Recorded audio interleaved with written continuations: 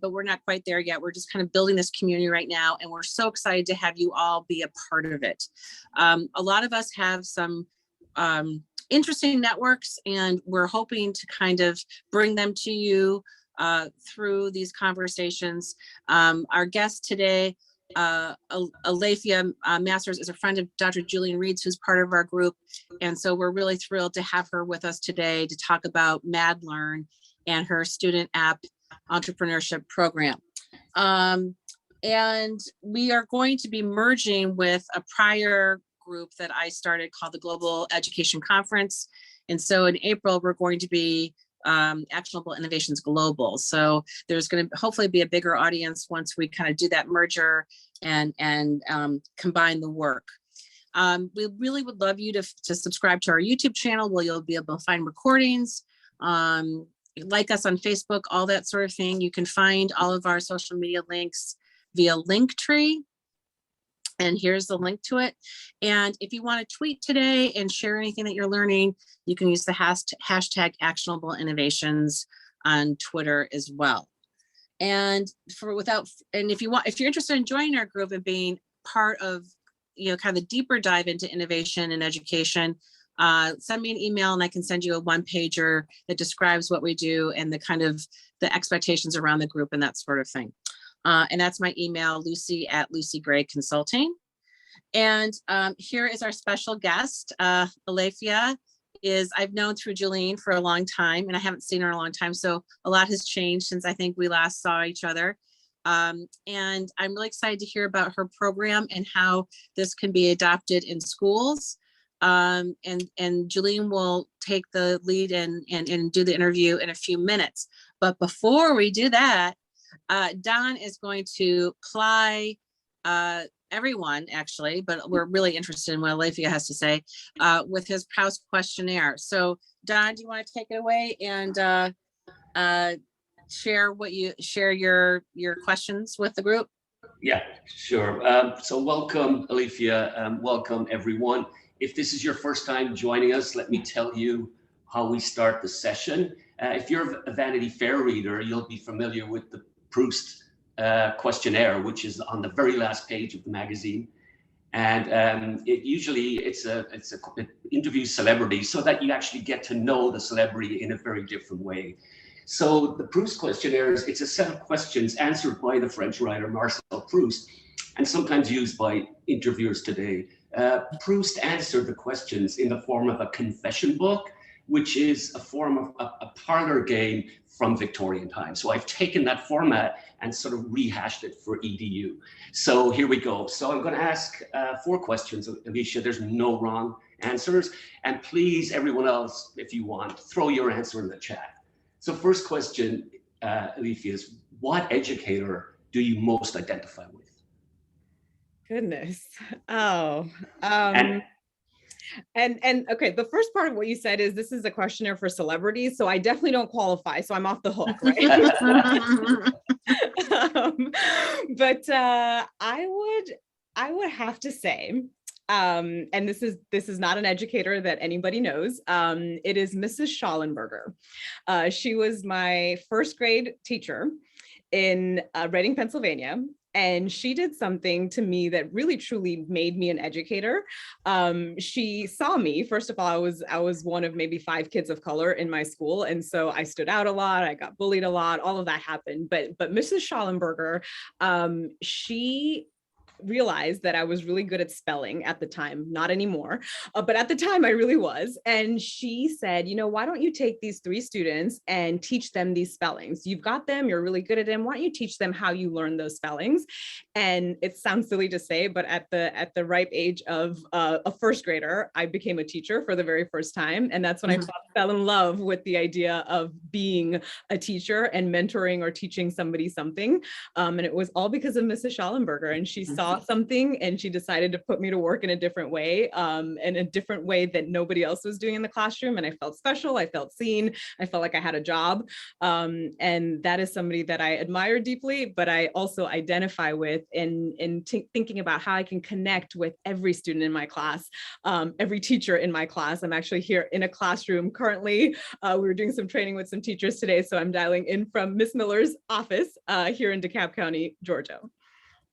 Awesome, thanks, Alefiya. And we are starting to see a trend with this question in that people do go back to their childhood and identify a teacher, and it's come up many times. And what it does is just tells us that teaching is about relationships, not necessarily about the content or whatever. We remember people and not things. Awesome. Anything in the chat there, Lucy? Are you seeing while I jump on? It's just me. It's me typing away. So I don't know if Okay. anybody else answered, but it doesn't look like it. But I do think that this theme is interesting. And I think in this day and age, I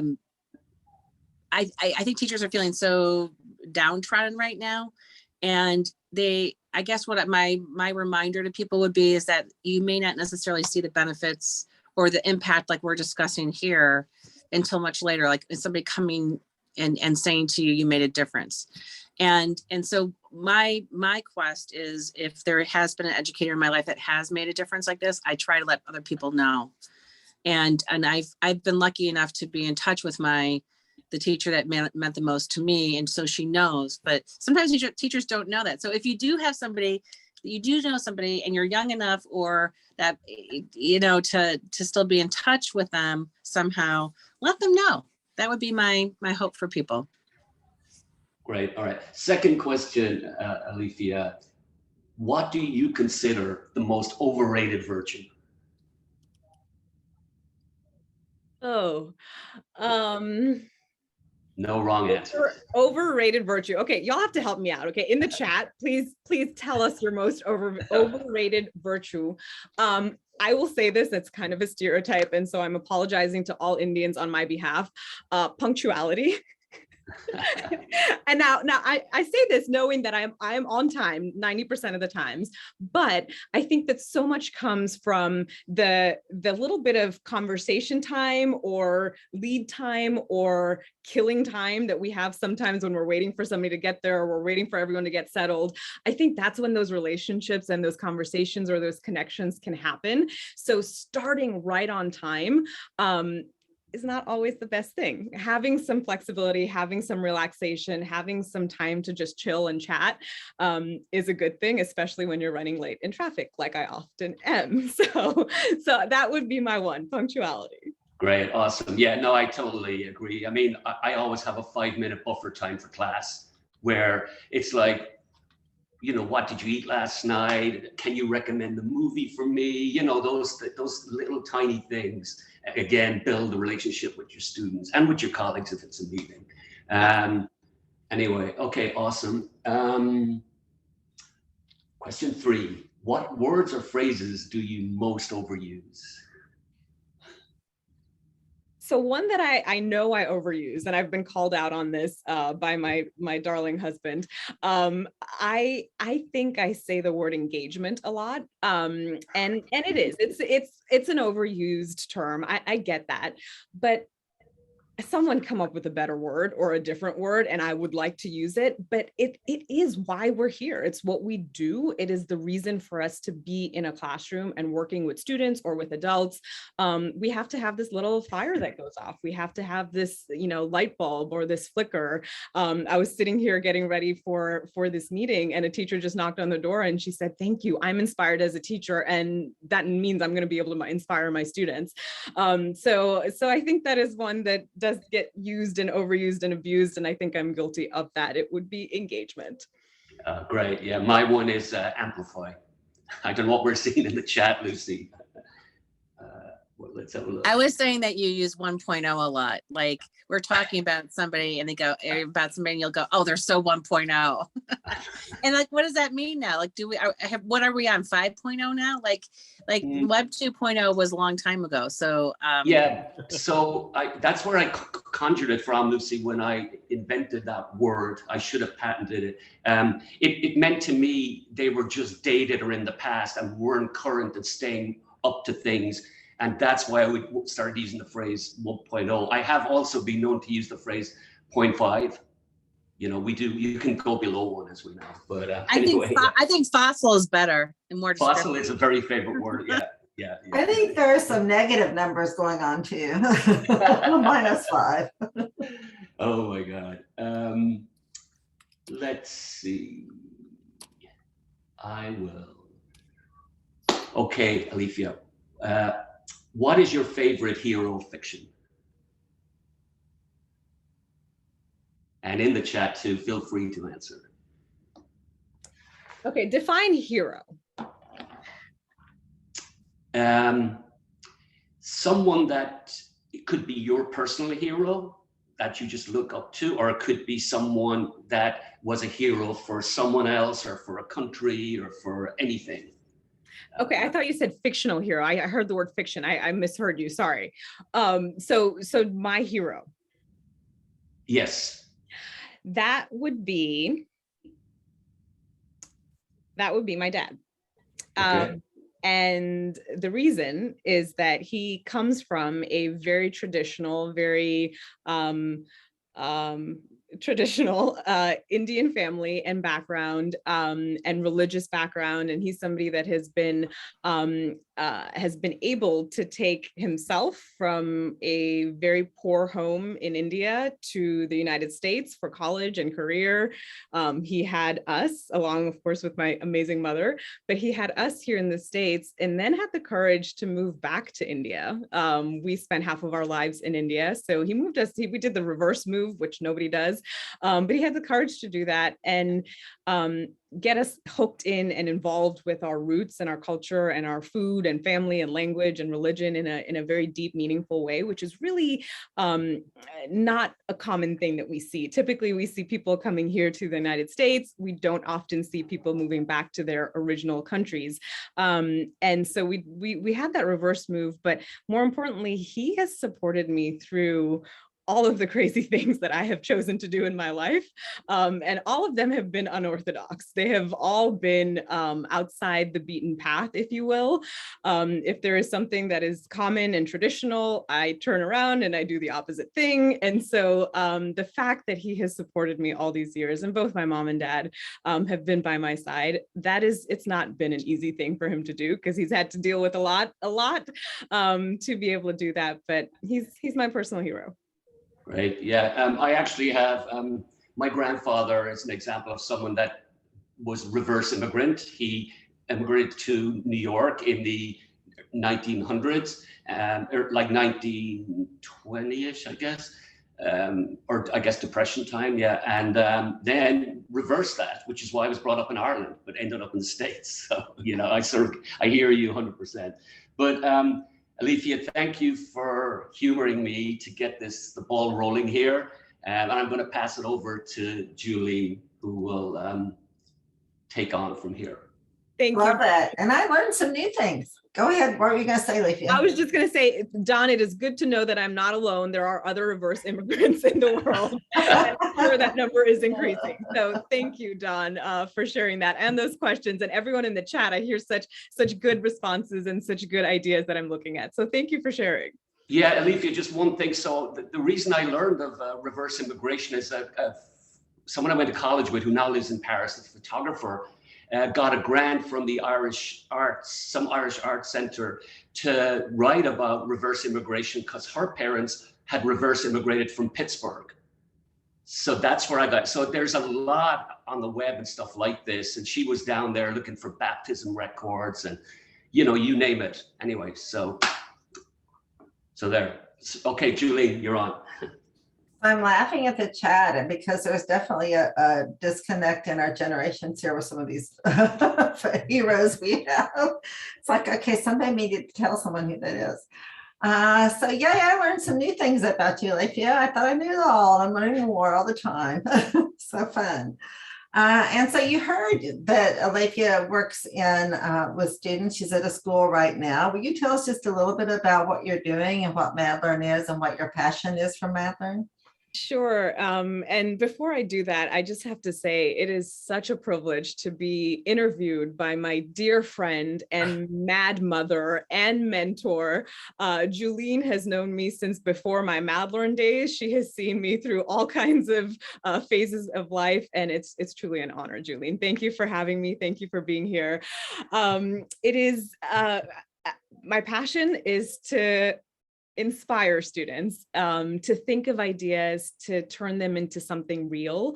In today's day and age, what kids get and what they're addicted to, for better or for worse, is their phone. They're on it, they're using it for absolutely everything, and they're consuming it. We know that.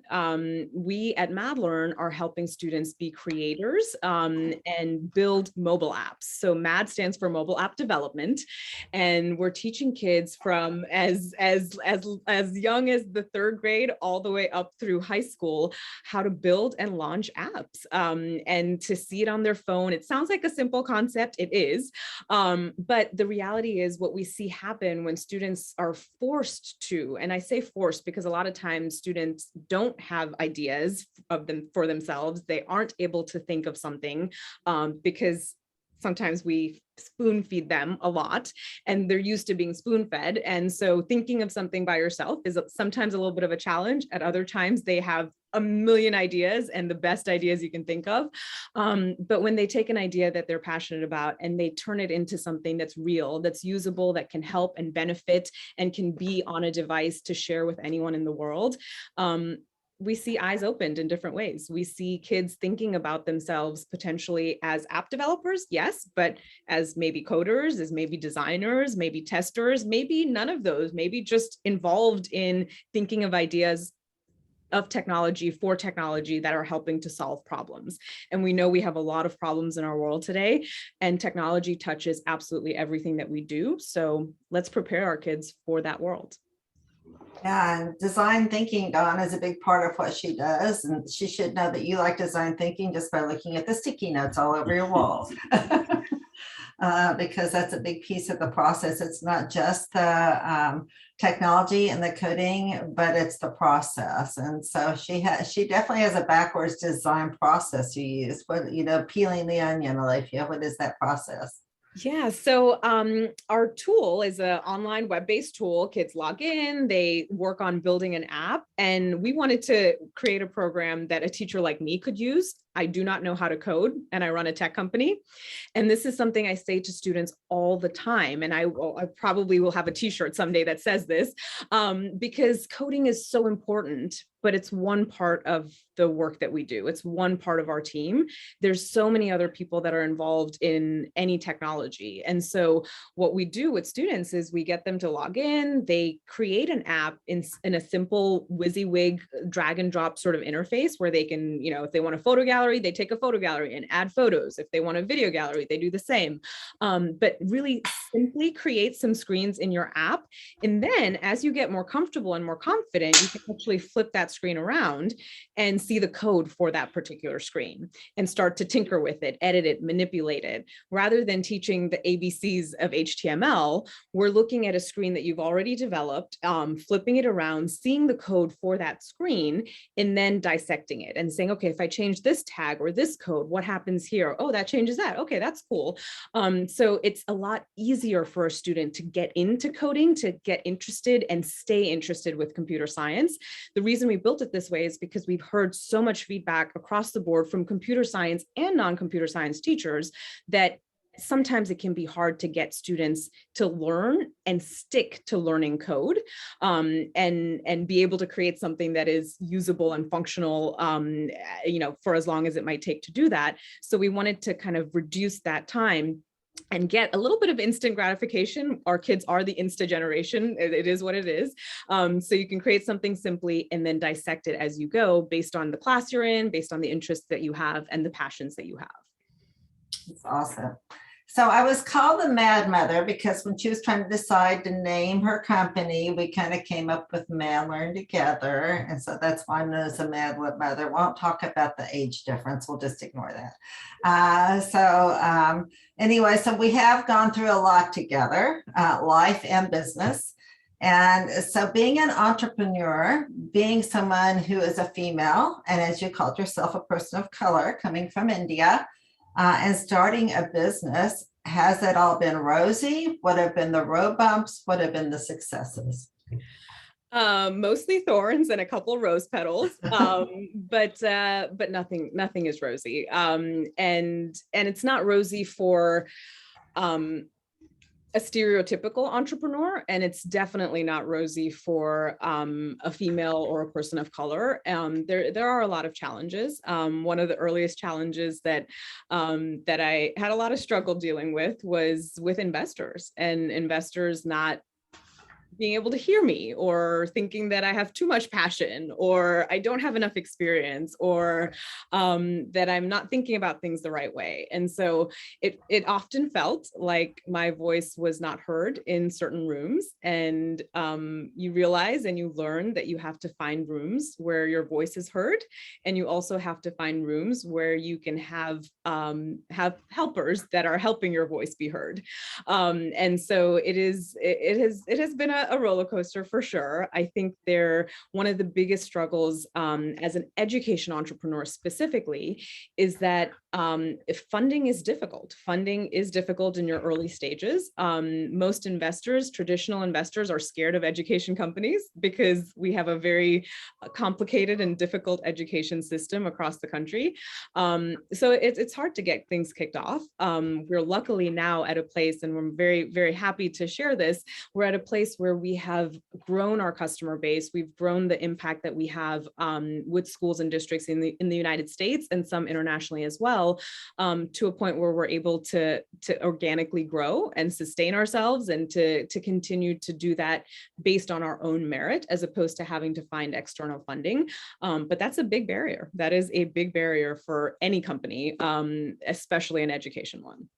Yeah, and I remember talking at the very beginning about the cyclical nature of purchasing, and the business model for education is not your traditional business model. So you have to really be thinking of that as well. And it's been a struggle sometimes with your staff. But there's also been, keeping and maintaining staff, but there's also been some great successes, especially in the last couple of years. And Alefiya doesn't like to brag on herself, but tell us a couple of your successes. Thank you, Julene. You're right. I do have this from my dad as well. I don't like to brag on myself, but we were really excited and honored to be the winner of the first Superintendent's Awards. It was called the Soup's Choice Awards in the STEM category. So superintendents across the country looked at different applications and different products, and we were selected as the winner in the STEM and STEAM category. So that was really exciting.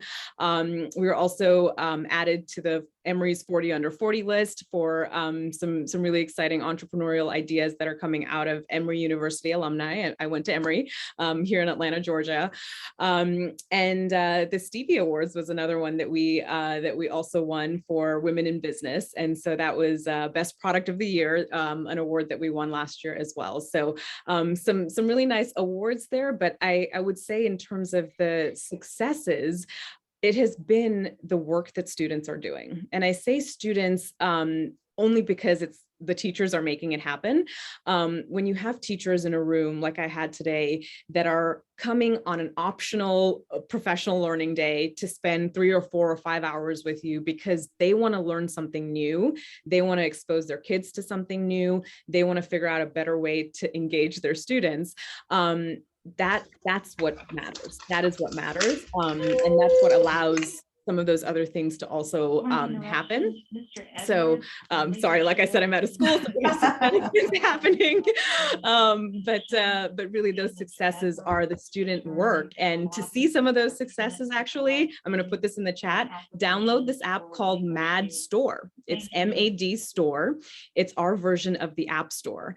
Any app that a student makes, they can instantly see on their phone through the MAD Store mobile app, and you'll download it. You'll see apps like Black Lives Matter water, like orcas, like domestic violence, like COVID-19. I mean, anything that you can think of that students have come up with and they've created. Kindergartners have created an app, even though we're not built for kindergarten. That is the real win. And I would say the second real win, and one of the big ones that I'd love to talk about, is what happened when COVID hit. We, like everyone in the world, had to figure out a different way of existing. Our team is already a global team. We have been a virtual Zoom team since pretty much the beginning. But we had to figure out how to support our teachers in different ways, and to do that in a more unique way. More importantly, we had to figure out how to keep our doors open, our lights on, our team paid and supported. And we rallied, Julene. I will tell you, our team did such a phenomenal job, sacrificing everything they could, doing everything they could to keep us going. And when we started to see teachers saying, hey, I love MadLearn, it works perfectly for virtual learning, hybrid learning, in-person learning, whatever kind of learning we're doing, we really started to see that uptick in usage and engagement with students. And we're growing because of it. And our team has been there every step of the way, helping us achieve that mission. Yeah, and they were saying in the chat that they love that you have your own Mad store, so students don't have to deal with trying to get it on a bigger company's website for their apps, that you have your own app store. So that's awesome. And yet you've had a couple, I think, who have been able to move past that stage and move further with real web stores. Yeah, you want to talk about that? Sure. So the Mad Store is sort of an app store within an app store, or within an app. And so it's our version of the App Store, but several apps have gone on to be published as independent individual apps. One of my favorites is from years ago. She was a 5th grader when she created it. She's now a high schooler. She created this app called Rainbow Loom, which, again, years ago, it was like the rubber bands and weaving. You may even remember this one, Julene. But she created an app that taught people how to weave rubber bands into bracelets and purses and bookmarks and all kinds of cool stuff. And she wrote the company. She asked for permission to use their name. They said yes. She made this app. She had 500,000 downloads on her app. We don't know how to do that. We have to learn from our students. So that's an example. But yeah, if it's a great idea, a great app, it can be taken out of the Mad Store and be published as its own individual app as well. So how do you get teachers involved in this? Because speaking of COVID, they're exhausted. They're like, I don't want to learn one more thing. I want to do what I did before, even though it may not work. And how does it meet the standards? And yada, yada, yada. I've already got so much I need to teach. How do you get teachers involved and excited? Yeah, so let me start with the last one. You talked about standards. So MadLearn is aligned to the ISTE student standards, to at least 10 different state standards, and we can create any alignments that are needed. But more importantly, states are starting to see the importance of computer science in any classroom. New York, for example, has created and launched just this year, I believe, a new computer science and digital fluency framework where every teacher in every classroom has to do computer science with their students in one way or another. That's mind-blowing, right? That sounds scary. That is scary. But the reason that that's happening is because we're seeing the importance of not just something in an isolated class in one class period a week, but really building these skills into any classroom at any time. And so we're seeing a big push happen from the state level for a lot of schools and districts to focus on.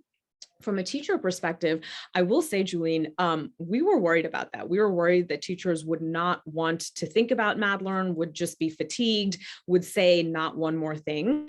Today, and the training that we had today, is yet another example of the fact that that's not true. Teachers are, yes, we have a lot on our plates. There's no doubt about it. There is absolutely teacher fatigue. Unfortunately, teachers are leaving the classroom in droves, but the teachers who are in their classrooms are wanting to expose their students to things that matter. And when they see a program like MadLearn or others in any capacity, they see the relevance. If it's relevant to the student lives, then they want to make it happen. And I think that, all of the behavior issues, all of the, time, all of those things start to go away when the kids are truly involved with and excited about what they're doing. And teachers are doing the same. So we have actually not seen that resistance for all of our district partners. And we're working with schools and districts across the country. And almost 40,000 students are building apps with MadLearn.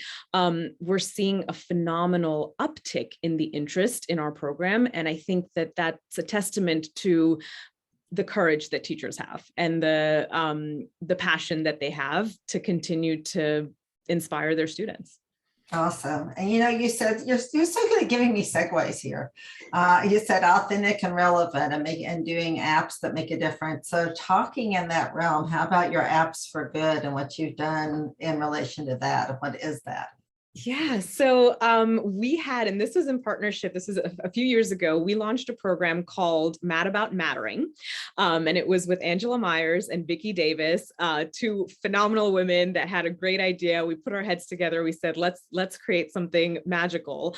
And it was essentially using Vicki's principles of global collaboration, a way to bring classrooms together across different countries, different state lines, online, virtually, building apps together across borders. So the hashtag for that and for all the work that we do really is apps that matter. But we want students to build apps that matter, that have meaning, that have purpose, that are solving a problem, not just building an app for an app's sake. One of my favorite apps on the Mad Store is Potatoes.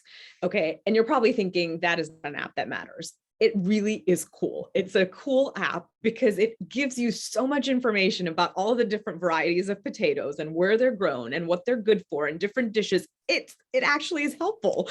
And it was because the student was interested in potatoes. But thinking about how we can connect classrooms, and this is something that we launched a few years ago. We did as a cohort for a couple of years, and organic classroom matching that we have. So if a teacher in Florida is interested in working with a teacher in New York, we can connect those classrooms and have the students meet each other and build apps together, not my school versus your school, but both of us are interested in bullying and making an anti-bullying app. So we're going to work together on our anti-bullying app, creating those global connections, which especially in our world today, we need to have our students see perspectives and voices and faces that are outside of their bubble, outside of their immediate school walls, outside of their immediate home environment.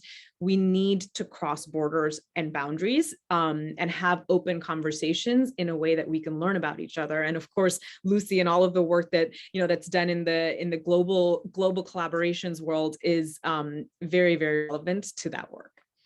Yeah, I'm into that. I mean, Lucy has been doing this for a long time, as have I and several others, about the whole global relationship and understanding, cultural understanding is hugely important. So in addition to apps for good and mattering, and by the way, I was with Angela a couple of weeks ago, which is funny, but and we talked about you, or nicely. And so in addition to that, though, you have Shark Tanks. That's a little bit different. So can you tell us about Shark Tank and what all that is? Sure. So we call them Mad Shark Tanks because we're mad everything. Our mobile app development. So Mad Shark Tanks. We are very partial and extremely honed in on that entrepreneurial spirit. If you look at our website, we talk about creating student appreneurs, not just entrepreneurs, appreneurs. I'm an edupreneur, an educator turned entrepreneur. I was a teacher for many years. But our Shark Tanks are really focused on helping students take an idea that they have, build it into something real, but then take it to the next level and pitch it, present it, share it, get funding for it, or make connections about that particular idea. So at the end, and we encourage all teachers to do this, they absolutely love it. At the end of any class, at the end of the school year, it could be within a school community or district community, or it could be, again, a global connection for this. But we have students come online virtually or in person and present their app. They come to the front of the classroom, they say, I'm so-and-so, here's what I built, here's why I built it. Even the act of of presenting and sharing an elevator pitch for your app can provide so much confidence to a student or help them see their own abilities in a different way.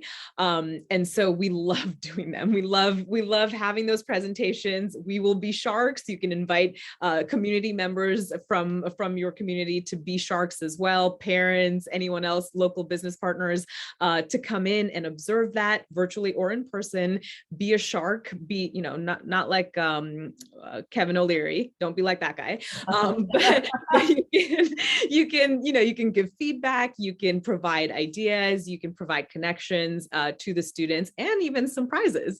So they could win t-shirts, they could win some gift cards, things like that. But it really helps bring that full circle, and helps the students see that they're not just creating in a bubble and in isolation. What they're doing is something that can be shared with the world. I have one or two more questions, and then I'll let you just share anything else you'd like to. And then I'm sure others are dying to ask you some questions as well. So if someone were going to be an entrepreneur or were interested in doing something and taking a path like you have, it takes a lot of risk taking, and especially in today's world, what would be your advice? The biggest piece of advice that I would have is to talk to everybody that you can possibly talk to. I think sometimes early on, especially early on in the life of an idea or the life of a business, we think that if we talk to so-and-so, they might steal the idea, or if we talk to so-and-so, it might get watered down, or somebody might, we're a little worried to do that. But that is the exact time when you need to talk to everyone, because the ideas and the feedback and the questions that you get from people will help you navigate and mold your idea into something that is more real and more tangible. We all have such a huge benefit of social media, of, a LinkedIn network, a professional learning community in any way like this one. This is such a great example of a community of people that can come together and just give you feedback, ideas, just say, hey, here's what I think, and be honest and be okay with taking honest feedback, but talk to everybody that you can. Just the last couple weeks, I've had a few conversations with early stage entrepreneurs that, they had some particular questions, or they just wanted to hear about how to do something. And there's so much you can learn from Google. Yes, there's so much that you can learn from a formal, incubator or accelerator program. All of those things are good, but those one-on-one conversations where you can learn about somebody in depth and hear about their journey are powerful. So I would be happy to be an ear for anyone who is wanting to brainstorm ideas. I might be able to share something important. I might be able to share absolute useless nonsense. Either way, it'll be a fun conversation, but talk to as many people as you can, get feedback early on. It will really help the development of your product. Awesome. So what else, Alefiya, would you like to share? Any other thoughts on how it helps students outside the box that don't do well in testing, how it helps kids be engaged, the word you overuse, or innovation, why innovation is important? Just anything that you like to share that's in your head? The one thing that I would like to share, and I'm sure this is a struggle that a lot of us have in different capacities, and it's not a comment, it's a plea. And the plea is to our schools and our districts to figure out how we can have more time for out of the box thinking, more time to fail, more time to explore and experiment. We talk about how we need to develop our students to be ready for career and college in whatever way. We need to have them learn what it's like to try a lot of different things and to be good at some and terrible at others, and that is okay. And when we have a full year full of focus on test prep and then testing, we are not preparing our students for the real world. And I will say this as an employer, when we are hiring and recruiting members on our team, we don't look at where they went to college. We don't look at their GPA. No one does. it's really about the experiences that students are building. And I apologize for the announcement, but it's about the experiences that students are building, that they're able to have. It is about ensuring that kids can have time to work in the community, to work in their schools, to develop a portfolio of what they do and what they are interested in doing. That requires time. And I think CTE programs do a really good job of this. A lot of times we get really funneled and siphoned off where it can be hard for us to explore. We need more exploration time. If we cannot explore, if we cannot fail, we are not allowing our kids to develop the skills they need to create their own jobs. Jobs are changing. We know that. They need to know how to create their own jobs, how to start something themselves, or enter a company and say, hey, that's a problem, I'm going to work on fixing it. And we have to do that in schools. We have to model our schools to be more like what our workplaces are. And often people think innovation means you have to create something new, when in truth, it can also be improve something that exists. So there's lots of ways to be innovative.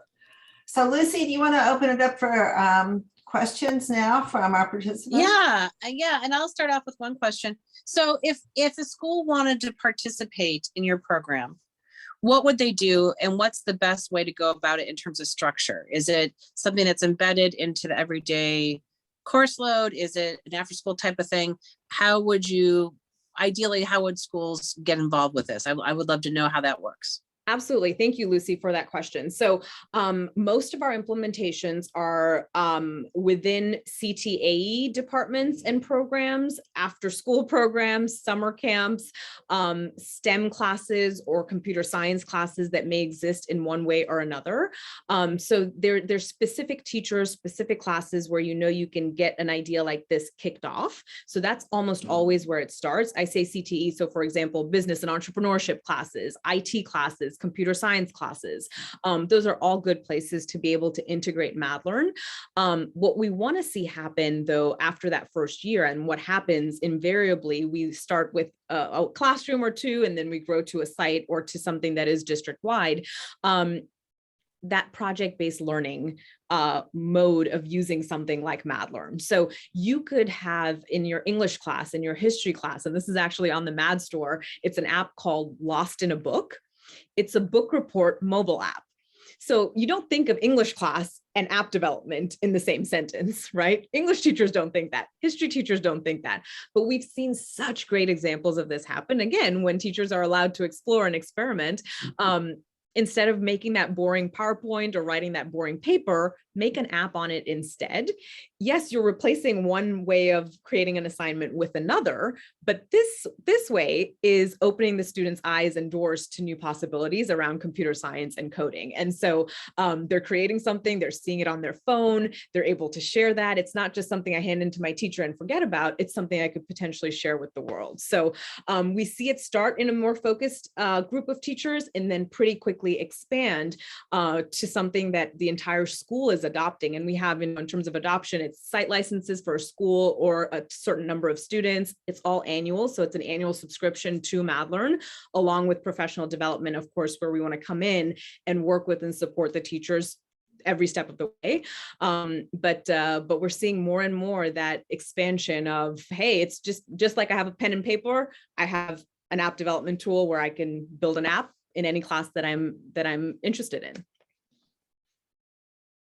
That's great. That's fantastic. That helps a lot. Anybody else want to ask a question?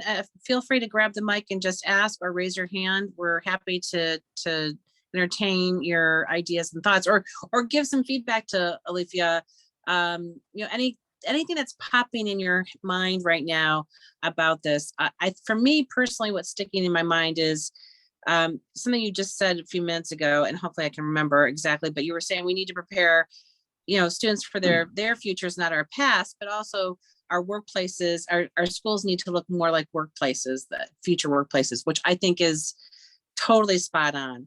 And you would think that we would be moving more in that direction given the pandemic and how agile we all had to be at a cost when that started. And I think most people realize that our world is changing and we may have another experience like this and we have to be agile. So what are we doing differently? so that's what I'm thinking right now is like, I don't know if we're ready. I don't see a lot of shifting going on, but I could be wrong. Are you in the schools that you work with, are you seeing them respond to the pandemic in new and interesting ways out of curiosity? Yes and no. I think that there's a group of teachers and leaders that want to move forward with new ideas that we've learned because of the pandemic. And there's a group of teachers and leaders that are saying we got to go back. Or even if they're not saying that, the natural habit is to go back. And I think it requires a lot of support from a leadership perspective to make sure we are pushing forward and we are taking what works and we are consistently doing that over and over again, so that new way of doing things becomes a habit, as opposed to falling back on what might have been an old way. I do see Lee has his hand up. Lee, go ahead. Hi there. Interestingly enough, in Iowa, we have a new law that says that by 2023, every student has to have a CS experience at the elementary, middle school, and high school level. Now, are you seeing any increase in business here in Iowa? Not yet. And so, Lee, we need to talk some more after this call. I think we do, because one of the things we're doing is last year, or maybe it was 2 years ago, who knows, it all blends together. The Department of Education asked us to do some research into integrating CS into the teacher education program. And we came up with some great ideas. We said, yeah, we just need one more unit class. We could do that. And there weren't any units to be had. So we put it into our EdTech and design class. And now we have 3 weeks in which we get them dealing with computational thinking, and doing flow charts and that sort of thing.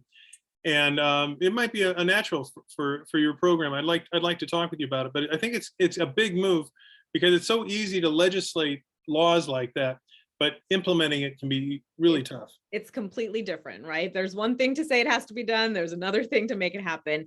And, to your point, I think the teacher training programs are an essential component. We have a couple universities that have decided that MadLearn is the right fit for their graduate students. Their teachers in training to be exposed to do as a project. Bowling Green State University, for example, has been a great partner of ours for several years now. They have a full mobile app development part of their course where they're exposing grad students to MadLearn. They're all building an app. They have several of them published on the Mad store, and now they're able to take that hopefully to their classrooms and be able to implement. But we'd love to talk. Great. I think it's so interesting that when I was teaching middle school computer science circa 2007, it was my school had computer science in its curriculum for years, but it was still such a hard sell, and we had proposed a mandatory computing class for freshmen, not on how to use PowerPoint, but more computer science oriented. And we're trying to get it passed by the academic senate. And our head of school was like, well, sometimes you have to give people their desserts before their vegetables if you want them to eat the vegetables. And I'm like, really? And now, like I would say like 2 or 3 years after that, the computer science boom started. And there's so many options now for schools to do this without having it to be a heavy lift, and how do you, so I think this seems like an excellent program for just kind of, at least offering to kids who are interested in this, in different, whether it's an after school program or a course or whatever. And anyway, I just think it's such an interesting thing that we've come this far with computer science. And, what Lee says, I think is interesting too. Like, I'd be really curious to know how many states are starting to kind of get involved with this sort of thing as well. So yeah, go ahead, Lee. We have an elementary school in Sioux City. That's the Sioux City, what is it? The Sioux City Programming Elementary School. And it's all it's integrated in every classroom and every level. Wow.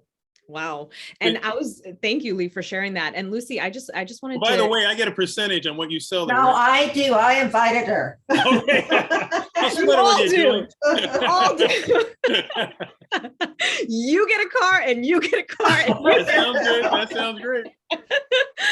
No, but really, truly, speaking of sharing the love and being able to grow together, people like code.org, like CS for All, like CSTA, they've done such a great job of focusing on the importance of exposing students to these kinds of opportunities at every grade level, right? We were at a very different place 10 years ago than we are now. Madlearn's about 8 years old. When we started Madlearn, people thought we were crazy.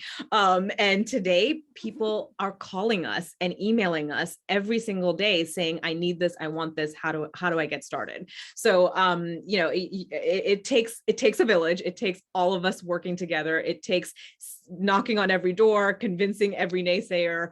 And with time, we see the progress, we see the change.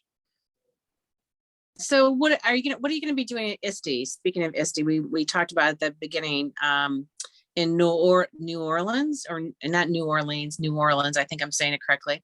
What are you going to be doing there? Are there any opportunities for teachers to kind of dig in and play with what your platform and that sort of thing and experience it for themselves? Yeah, so we've presented several times at ISTE in the past. We are not presenting this year, unfortunately. So we are just going to be there to meet people, to have fun, to have a party. We will probably schedule what we call, and we have been doing these virtually. I can't wait to do this in person. We call them appy hours. So we're going to have an appy hour at ISTE. It'll be one day during the ISTE conference. Please be on the lookout for details all over our social media. We will be blasting that out, but we will have an happy hour where we can just invite everyone, get together, have a few drinks, have some fun conversations, and get to know each other a little bit more. But we're not presenting, unfortunately, this year at ISTE. We will be there attending lots of sessions, learning lots of things, and meeting new people. That's great. That's awesome. I'm not sure if I'm going to be there, but if you do one of those virtual ones again, I would love to do. So is there a place on your website where if you're planning on more virtual happy hours, is there a specific place that we go to, or should we just keep an eye out on your social media? Social media is the best spot for it. I'm going to put in the chat our Madlearn, just at Madlearn, all one word, on Twitter is where we post absolutely everything. We're on everything else as well, but Twitter's probably the best one. And on our website, if you scroll to the very bottom, you can sign up for our newsletters also. And that's a great place to get once a month a newsletter that has all of the news and updates. Our very upcoming one, though, is not an appy hour. It's a virtual cook party.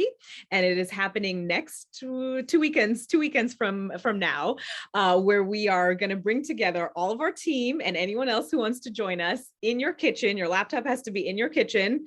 If it's cluttered, that's totally fine. Mine is.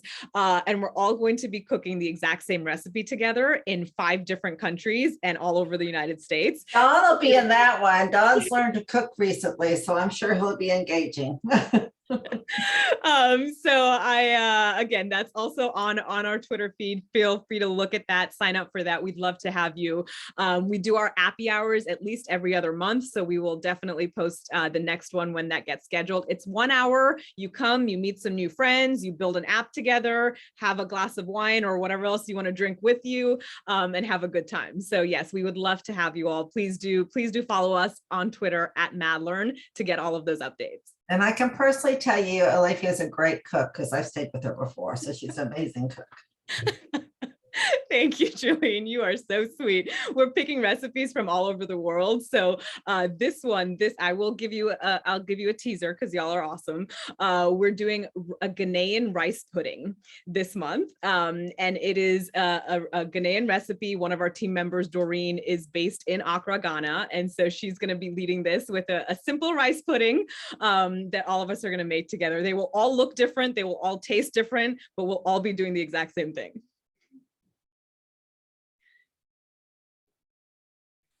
All right, so Lucy, I think we're at the hour.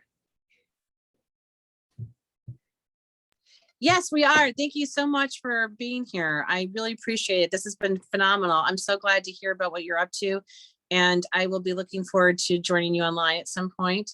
And we will. So thank you, Alefiya, for coming and sharing your work with us. It's a small but mighty audience, and what we're hoping to do is these stories will be collated on our website and that sort of thing. but down the road, we're hoping to combine this with my global ed community so that there'll be a bigger audience down the road.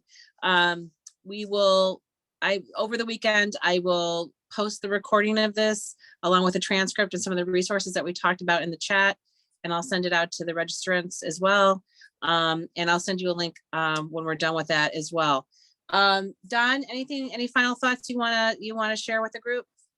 No, but thanks again, Alefiya, for your insights. So much of it rings right back to me. I hear you 1,000% of what we should be doing in schools and how tricky it is.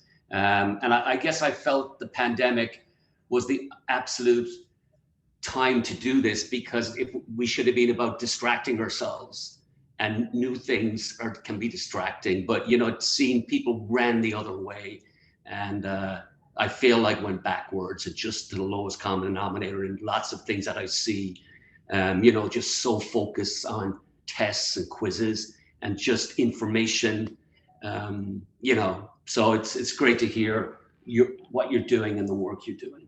And thanks for stopping in today. Thank you. Thank you so much, Don and Lucy, Julene, and the whole team. Thank you for having me. It has been such a pleasure. I really appreciate speaking with you all today.